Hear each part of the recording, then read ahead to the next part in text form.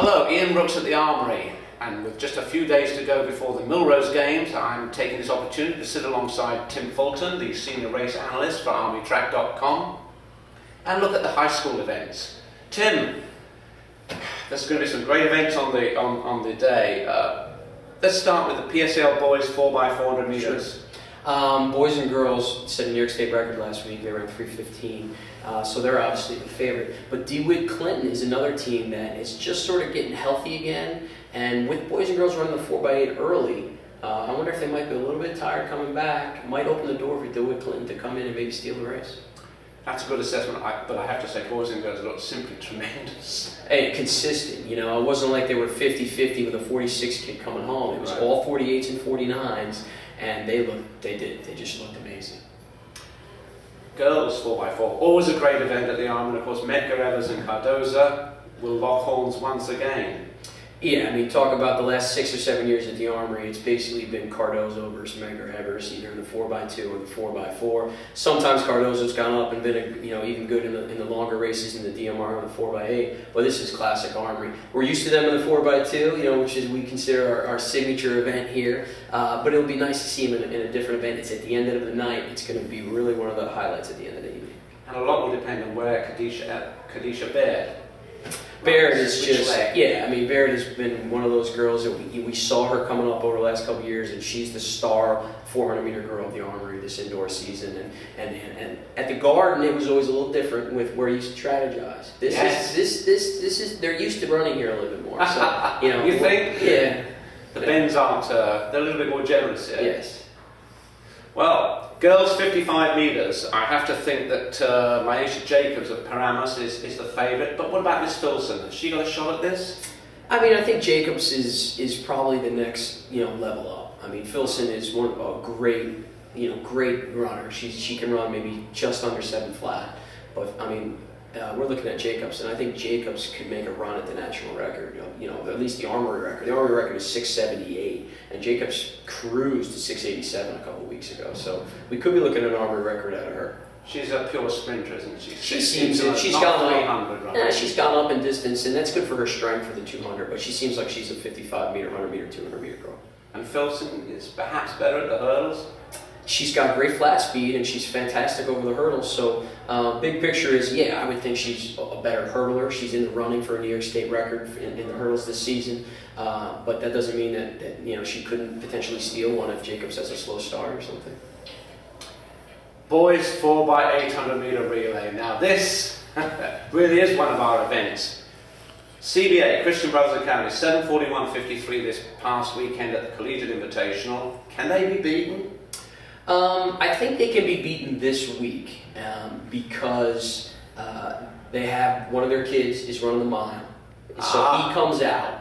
Of course, this is one of the deepest teams in the country. So the coach said, "Can I run? I have a sub that's 2 flat." Oh, sorry, sorry CBA. Well, your 5th guy in is a 2 flat. They also have a separate 4x4, all different guys running in this race. So you talk about depth, and this team has it. But boys and girls, the 4x8 before the 4x4. They had a, I would say they would admit they had a subpar leadoff leg from the 4x8. Oh, you think that? And they ran 7:54. If this kid can run a better leg, there's no reason they couldn't make a run of dipping under 7:50. And here we are, a month ago, I was saying, the 4x8 is looking a little weak this year.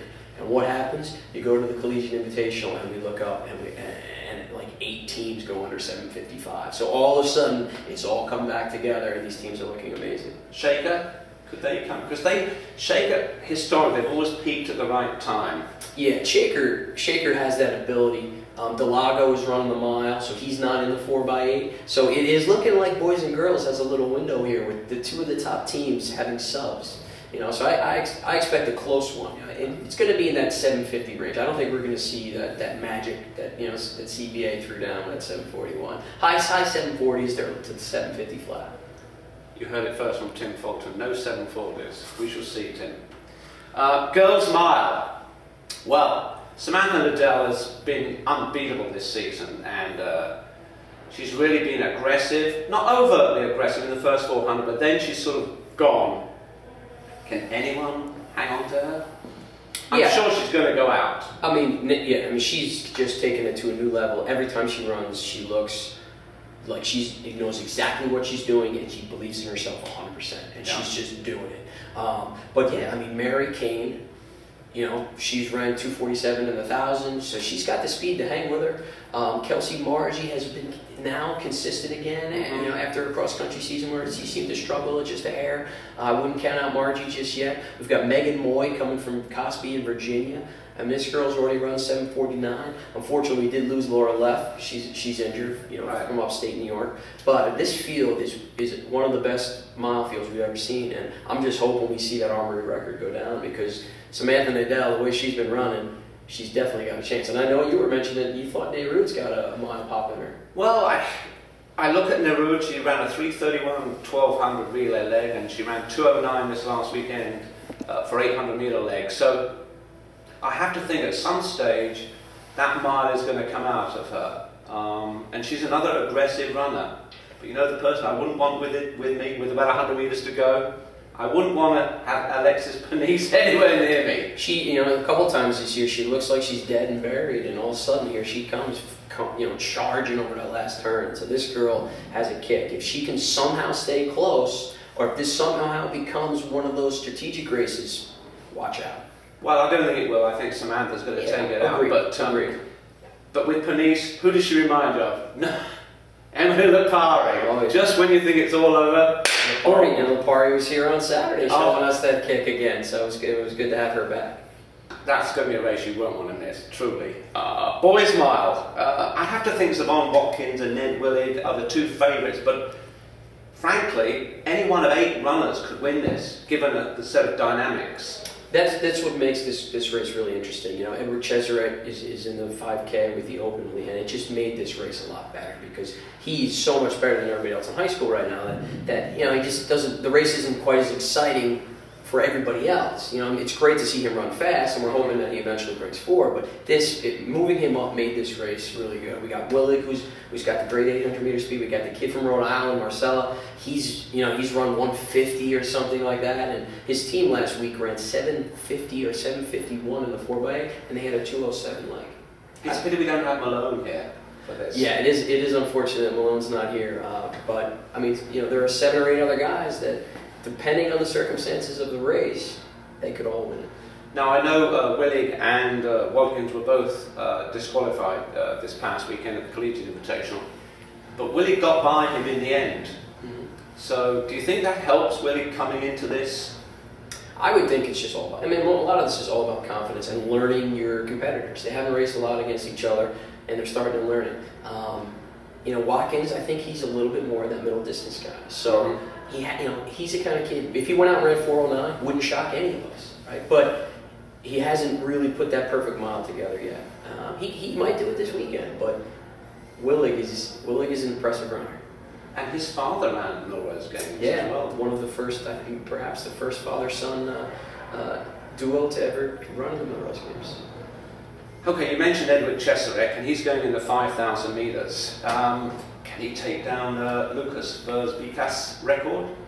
Yeah, I mean, what we hope for Cheserek, I think, is that the race isn't too quick on the back end, and he doesn't get pulled out too quickly. You know, he ran 14:02 last spring outdoors, and Verzbika's record is 14:06. He looks better than he did last spring. I mean, I think he can go under 14, maybe in the low 1350s. But you just hope that, you know, he doesn't get overwhelmed and he doesn't get pulled out to running somebody else's races, that he sticks with his game plan.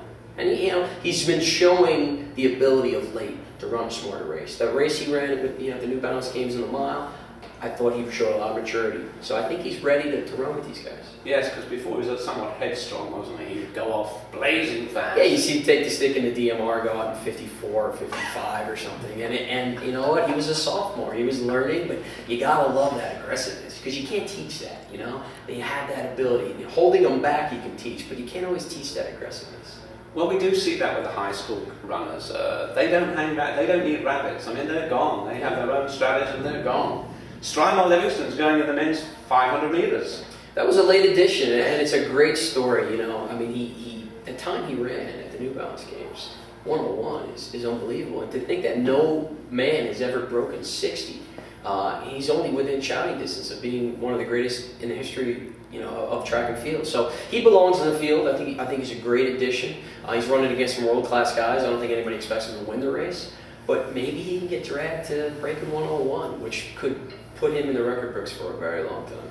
And I think this would be his first experience at that level, which will be interesting to see how he responds emotionally to it. He's made a lot of strides this year. Last year, he didn't seem to be able to win the big race at the end of the year. He's running with a lot of confidence, and he seems like he's got that finishing ability now that he didn't have last year. I still think he's a little bit between events. I'm not sure he has the 800 in him yet, and he's not really a flat-out 400 guy. He's a bit of a tweener, but I think in college they'll get him that last 200 he needs. I would agree with that. I've always felt he's 500, 600 meter runner, and at the 8, I think maybe not. He's not quite there yet, but he'll get there. And RJ Wilson is again coming up in the open 800 meters. Only ran 207 this last weekend, which would be good enough to win any high school race, but she's rather been thrown in the deep end this part of the season, and I don't know, I have my doubts about running so many of these open races, because the Millrose Games, if she'd won the Millrose Games mile, that would look great on her resume down the road. It's always nice to look back years on. It's an interesting decision on her coach's part to basically running the pro circuit. She didn't look great at the Garden a couple weeks ago.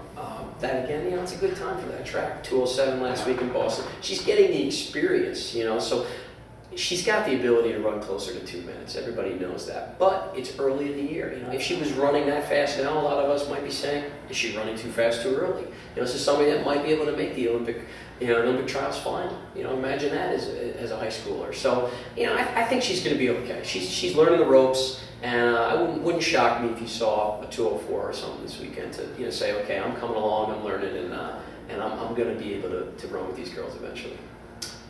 Well, do you get the impression that Tim's excited? And I'm sure we've whetted your appetite. So join us at the Millrose Games on Saturday for the international events and these high school events. You will not want to miss them. For Tim Fulton, I'm Ian Brooks. Bye-bye.